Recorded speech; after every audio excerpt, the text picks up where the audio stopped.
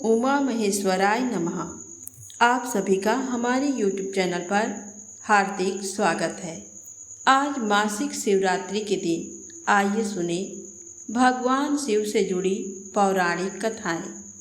इन कथाओं को श्रद्धा और भक्ति के साथ पूरा अवश्य सुनिएगा। इन कथाओं को सुनने से मनोकामनाएं पूर्ण होती हैं। तो प्रेम से बोले शंकर भगवान गौरी माता की जय हो।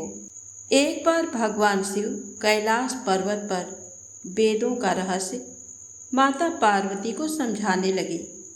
पार्वती जी बड़े ध्यान से सुन रही थी, किंतु बीच बीच में वे ऊँघने भी लगती थी।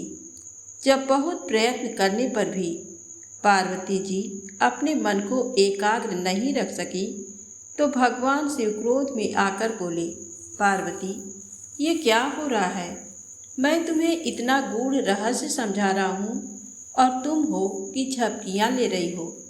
तुम में तो इतनी ही बुद्धि है जितनी किसी मछुआरे की स्त्री में। जाओ मृत्यु लोक में किसी मछुए की स्त्री के रूप में जन्म लो। भगवान शिव के शाप से पार्वती उसी क्षण वहाँ से गायब हो गई। बाद में शिव जी को बहुत पछतावा हुआ कि ये मैंने क्या किया। जिसका स्नेह मेरे लिए अगाध था, उसी को मैंने आवेश में आकर त्याग कर दिया। शिव की मनोदशा उनके परम सेवक नंदी से छिपी नहीं रह सकी। वह सोचने लगा, स्वामी बहुत बेचैन है माता पार्वती के बिना। जब तक माता लौटेंगी नहीं, स्वामी को चैन नहीं पड़ेगा। उधर पार्वती जी मृत्यु लोक में पहुंची और एक शिशु बालिका के रूप में पुन्नई वृक्ष के नीचे लेट गई। थोड़ी ही देर में पुरवर कबीले के कुछ मछुए अपने सरदार के साथ वहां से गुजरे तो उनकी नज़र उस शिशु बालिका पर पड़ी। सरदार ने बालिका को उठाया और उसे भगवान का भेजा प्रसाद समझकर अपने घर ले आया। उसने बालिका का नाम रखा पार्वती। जब वह कुछ बड़ी हुई तो अपने पिता के साथ मछली पकड़ने जाने लगी। बड़ी होकर उसने नाव चलाना भी सीख लिया। पार्वती अपूर्व सुंदरी थी। कबीले के कितने ही युवक उसके रूप की प्रशंसा करते नहीं अघाते थे। उनमें से कोई तो पार्वती के साथ विवाह के इच्छुक रहते थे, लेकिन पार्वती उनमें से किसी के साथ भी विवाह के लिए इच्छुक नहीं थी। उधर कैलाश पर्वत पर भगवान शिव को पार्वती जी का वियोग असहनीय हो रहा था।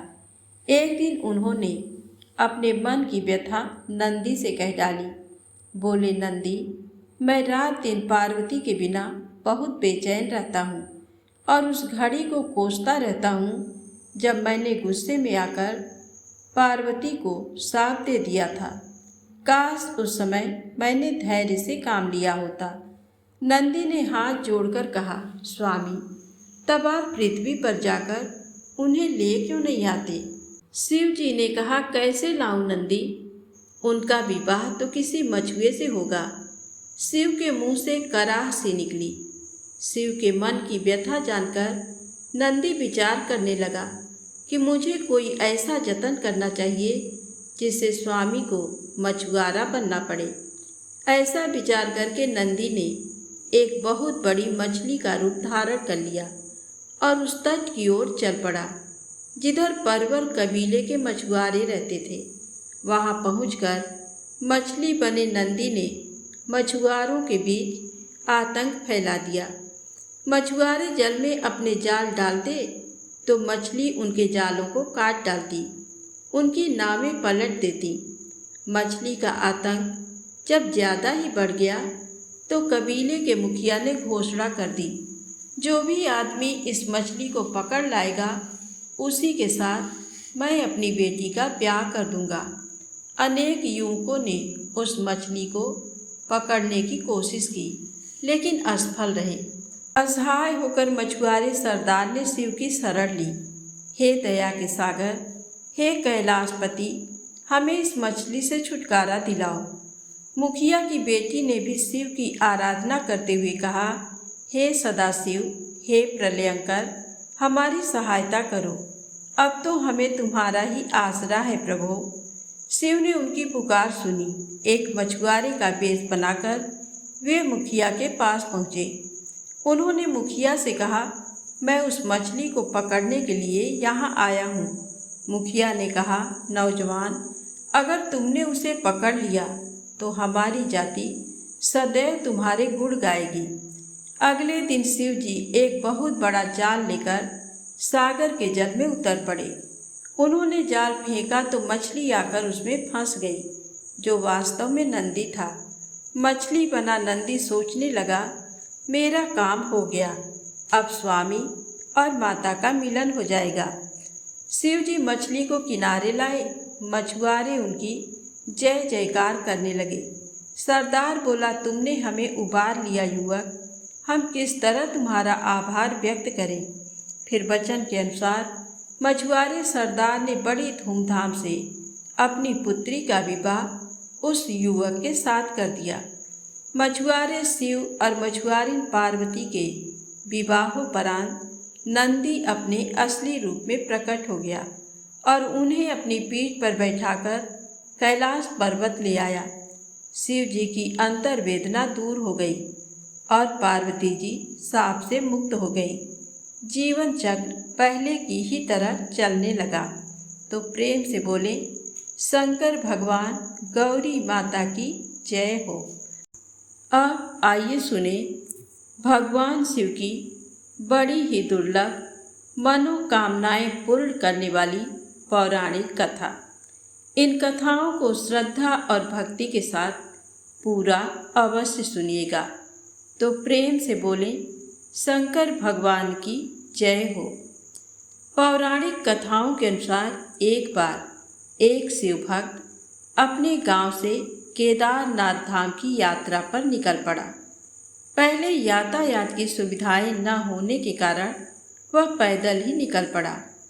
रास्ते में जो मिलता उससे वह केदारनाथ जी का रास्ता पूछ लेता और मन ही मन भगवान शिव का ध्यान करता रहता। भक्त को चलते चलते महीनों बीत गए। आखिरकार एक दिन वह केदारनाथ पहुंच गया। केदारनाथ में मंदिर के कपाट 6 महीने खुलते हैं और 6 महीने बंद रहते हैं। वह उस समय पहुंचा जब मंदिर के कपाट बंद हो रहे थे। मंदिर के पंडित को भक्त ने बताया कि वह महीनों चलकर बाबा शिव के दर्शन करने के लिए आया है। कृपा कर भगवान शिव के दर्शन कपाट खोलकर करा दीजिए। लेकिन वहाँ का नियम है कि एक बार द्वार बंद तो फिर बंद। इसके बाद भक्त बहुत रोया, बार बार भगवान शिव को याद किया और प्रभु से दर्शन देने की विनती की। मंदिर के पंडित जी बोले कि अब यहाँ 6 महीने बाद आना, क्योंकि कपाट तभी खुलेंगे। यहाँ 6 महीने बर्फ और ठंड पड़ती है। सभी लोग वहाँ से चले गए। भक्त वहीं पर रोता रहा। रोते रोते रात होने लगी और चारों ओर अंधेरा हो गया। लेकिन उसे विश्वास था कि भगवान शिव उसे दर्शन जरूर देंगे। भक्त को बहुत भूख लग रही थी, तभी उसने किसी की आहट सुनी। भक्त ने देखा कि एक सन्यासी बाबा उसकी ओर आ रहे हैं। वह बाबा सन्यासी भक्त के पास आया और पास में बैठ गया। सन्यासी बाबा ने उससे पूछा, बेटा कहाँ से आए हो? भक्त ने सारी बात बताई। बाबा भक्त से बहुत देर तक बात करते रहे। बाबा जी को उस भक्त पर दया आ गई। वह बोले कि बेटा, मुझे लगता है कि सुबह मंदिर जरूर खुलेगा, तुम दर्शन जरूर करोगे। बातों बातों में भक्त को न जाने कब नींद आ गई। भक्त की आंख खुली तो उसने देखा कि बाबा कहीं नहीं थे। भक्त को समझ पाता तभी उसने पंडित को पूरी मंडली के साथ आते देखा। उसने पंडित जी को प्रणाम किया और बोला कि आपने तो कहा था कि मंदिर अब 6 महीने बाद खुलेगा, इस बीच कोई नहीं आएगा, लेकिन आप तो सुबह ही आ गए। पंडित जी ने गौर से उसे देखा। और पहचानने की कोशिश की और पूछा कि तुम वही हो जो द्वार बंद होने पर आए थे और मुझसे मिले थे। 6 महीने होते ही वापस आ गए। उस भक्त के आश्चर्य का ठिकाना नहीं रहा। पंडित जी ने कहा कि तुम 6 महीने तक जिंदा कैसे रहे? तब उस भक्त ने बाबा सन्यासी के मिलने की कहानी सुनाई। भक्त ने कहा कि एक सन्यासी आए थे, लंबे और बड़ी बड़ी जटाओं के साथ, एक हाथ में त्रिशूल और एक हाथ में डमरू लिए, वृक्षाला पहने हुए थे। पंडित जी और सभी लोग भक्त के चरणों में गिर गए।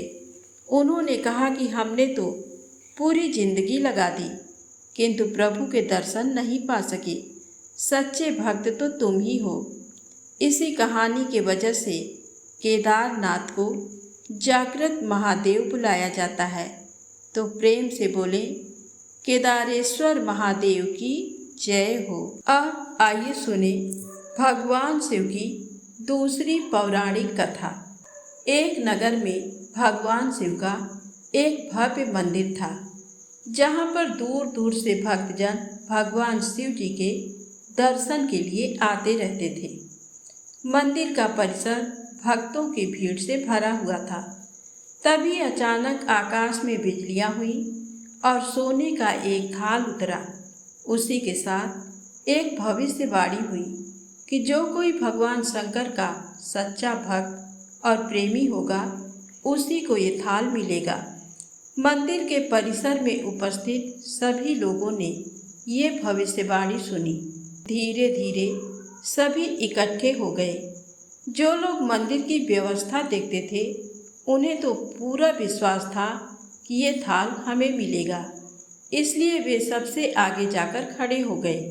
सबसे पहले एक पंडित जी आए और बोले, देखिए, मैं प्रतिदिन महादेव का अभिषेक करता हूँ, अतः मैं ही भोलेनाथ का सबसे निकटवर्ती प्रेमी और भक्त हूँ, इसलिए थाल मुझे मिलना चाहिए। इतना कहकर पंडित जी ने थाल उठाया। जैसे ही पंडित जी ने थाल उठाया, थाल पीतल का हो गया। ये देखकर पंडित जी बड़े लज्जित हुए। उन्होंने थाल उसी स्थान पर रखा और वहाँ से निकल गए। इसी प्रकार वहाँ उपस्थित सभी पंडितों ने खुद को आजमाया, लेकिन शायद उनमें से कोई भी सच्चा भक्त नहीं था। उन्हें भी थाल यथा स्थान पर रखकर चले जाना पड़ा। इसके बाद उस नगर के राजा का आगमन हुआ। राजा साहब आगे आए और बोले, मैंने महादेव के मंदिर में बड़ी भारी दान दक्षिणा दी है, इसलिए ये थाल मुझे मिलना चाहिए। इतना कहकर राजा साहब आगे बढ़े और थाल को उठाया। जैसे ही राजा ने थाल उठाया, थाल तांबे का हो गया। ये देखकर महाराज भी लज्जित हुए और थाल यथा स्थान रखकर एक तरफ खड़े हो गए।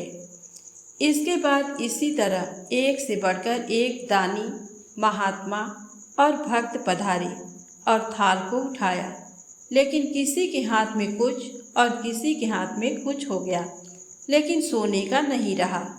तब लोगों को पता चला कि हम में से कोई भी महादेव का सच्चा भक्त नहीं है। उसी समय एक किसान का आगमन हुआ। वो बेचारा महीनों बाद आज शिव मंदिर में शिव जी का दर्शन करने आया था।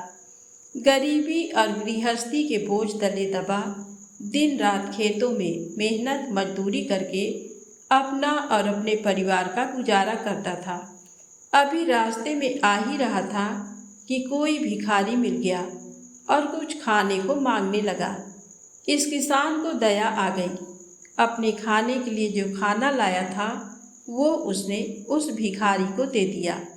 थाल के बारे में इसने भी सुना था, लेकिन इसने उस ओर कोई ध्यान ही नहीं दिया। सीधा मंदिर में गया और महादेव का पूजन करके बाहर आ गया। परिक्रमा करके जाने को हुआ, तभी पीछे से एक व्यक्ति बोला, भाई, तुम भी थाल को उठाकर देख लो, हो सकता है तुम ही वह सच्चे भक्त हो जिसके लिए ये थाल आया है। किसान को लगा वह व्यक्ति उसका मजाक बना रहा है। किसान ने हंसते हुए कहा, भाई, मैं तो कभी कोई पूजा पाठ भी नहीं करता। महीनों में एक आध बार मंदिर आ पाता हूँ। मैं काहे का सच्चा भक्त। वह अजनबी बोला, भाई हम तो देख चुके हैं, हमारी भक्ति तो 2 कौड़ी की भी नहीं है। अब तुम भी अपना हाथ लगाकर देख लो। सोने का थाल मिले ना मिले, किंतु पता चल जाएगा कि तुम्हारी भक्ति में कितनी सच्चाई है। लोगों के बहुत आग्रह करने पर आखिर उस भोले भाले किसान ने जाकर थाल उठा ही लिया। जैसे ही उसने थाल उठाया, लोगों के आश्चर्य का ठिकाना नहीं रहा। सोने का थाल रोशनी से चमचमाने लगा। ये देख सब लोगों में खुशियों की लहर दौड़ गई। सभी लोग उसके जयकारे लगाने लगे और पूछने लगे कि भाई तुम ही सच्चे भक्त हो। अब हमें भी बता दो कि कैसी भक्ति करते हो जिससे महादेव तुमसे इतने प्रसन्न हैं। तो किसान बोला, भाई मैं कोई भक्ति नहीं करता। मैं केवल दिन भर खेतों में काम करता हूँ और थोड़ा समय निकालकर ज़रूरतमंद लोगों की मदद करता हूँ। इसके अलावा मैं कोई विशेष कार्य नहीं करता। लोग पूछने लगे, तुम लोगों की मदद क्यों करते हो? तब किसान हंसते हुए बोला, सुकून। दूसरों के चेहरे पर मुस्कान देखकर मुझे जो आनंद और खुशी होती है उसे मैं शब्दों में बयां नहीं कर सकता। शायद यही कारण है कि महादेव मुझसे खुश हैं। इसलिए हमेशा याद रखें, सत्कर्म का आरंभ भी आनंद से होता है और अंत भी आनंददायक होता है। दुष्कर्म का आरंभ भी दुख से होता है और अंत भी दुखदायक होता है। आप सैकड़ों मील की यात्रा करके भी दूसरों का दिल दुखाते हैं तो आपकी वह तपस्या, साधना और महादेव का दर्शन धूल के बराबर है। तो प्रेम से बोले, शंकर भगवान की जय हो। अब आइए सुने भगवान शिव की बड़ी ही दुर्लभ और पावन पौराणिक कथाएं। प्रभु श्री राम नियम पूर्वक प्रतिदिन पार्थिव पूजन किया करते थे। जब वे अयोध्या के राज सिंहासन पर आसीन हुए, तब एक बार पितरों का श्राद्ध करके ब्राह्मण भोजन करवा रहे थे। उस समय भगवान शिव वहां पहुंच गए। वह स्वयं ही एक ओर बैठ गए और बोले, मुझे भी भोजन करना है। श्री लक्ष्मण ने उन्हें आसन दिया। उनके सम्मुख स्वर्ण पात्र रखा। अब लक्ष्मण जी जो भी परोसते थे, भगवान प्रलयंकर एक ही ग्रास में समेटकर समाप्त कर देते थे। भरत और शत्रुघ्न भी परोसने में लग गए, किंतु जब साक्षात शिव भोजन करें, पात्र रिक्त हुए बिना कैसे रह सकता था। श्री रघुनाथ जी अब तक हंसते हुए ये दृश्य देख रहे थे। अब उन्होंने अन्नपूर्णा का स्मरण किया। भगवती पार्वती उपस्थित हुई तो श्री राम ने प्रणाम करके कहा, अपने स्वामी को आप ही भोजन करावें। उन्हें तृप्त करना दूसरे किसी के बस की बात नहीं है। भगवती अन्नपूर्णा स्वयं पात्र के समीप खड़ी हो गई। अब उस पात्र का अन्न तो अक्षय हो गया, उसमें से कितना भी निकाला जाए क्या अंतर पड़ना था। शंकर जी ने उमा की ओर देखा, हंसकर बोले, तुम्हें आना पड़ा, अब तो मैं तृप्त हो गया। श्री राम की ओर देखकर बोले, तुम लोगों ने मुझे बहुत अधिक भोजन करा दिया, अब मुझसे उठा नहीं जाता, मुझे उठाओ। श्री हनुमान जी उठाने लगे, किंतु रुद्र से महारुद्र शिव कैसे उठ सकते थे। अंश से अंशी भारी होता ही है। जब पवन पुत्र असमर्थ हो गए, तब श्री राम ने अनुज को संकेत किया।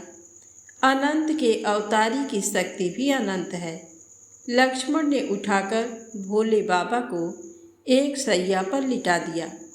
जो ब्राह्मण भोजन करने बैठे थे, वे बहुत देर से प्रतीक्षा कर रहे थे, क्योंकि पंक्ति में जब तक सब भोजन न कर लें, किसी को उठना नहीं चाहिए। जब लक्ष्मण जी ने शिव जी को उठा दिया तो ब्राह्मण भी उठ गए। लेटे लेटे ही आशुतोष शिव ने आज्ञा दी, मेरा मुख और हाथ भी धो दो। श्री जानकी जी ने उनके हाथ धोए, किंतु जब वे उनका मुख धोने लगी, शिव ने उनके ऊपर कुल्ला कर दिया। जगदम्बा ने हाथ जोड़कर आह्लादपूर्ण स्वर में कहा, आपने बड़ी कृपा की।